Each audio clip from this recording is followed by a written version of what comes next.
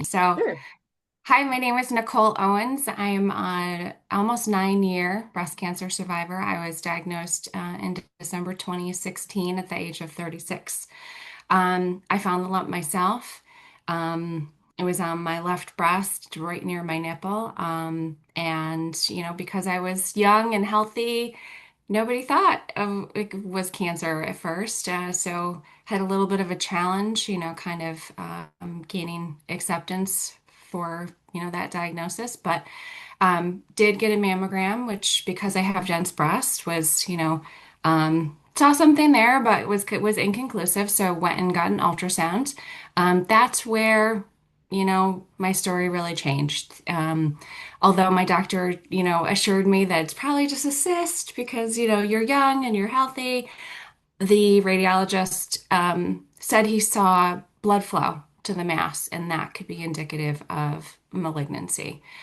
So obviously, red flags went up, and we went for a biopsy, and that confirmed my diagnosis that I had invasive ductal carcinoma. I, at that time, also received a blood test to see if I had any genetic mutations. I didn't. I did. I had no genetic mutations, no BRCA, and I had no family history. Um, so I remember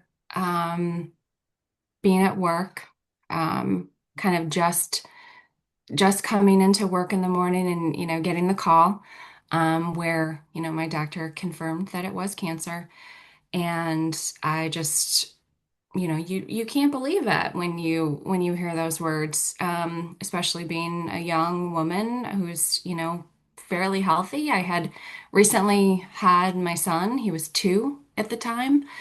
Um, but my colleagues at work kind of knew something was going on, knew I was waiting for news. So, when they saw I got the call and that I was visibly upset, I remember having to say those words out loud, like for the first time right then, like, I have cancer, and you just can't believe it. Um, I remember I drove myself into my doctor's office that day, and you asked the question, what's my prognosis? How long am I going to live? What's going on? And they can't give you that answer right then. It's so scary. They said um, surgery will be in my treatment option, whether I choose lumpectomy or mastectomy.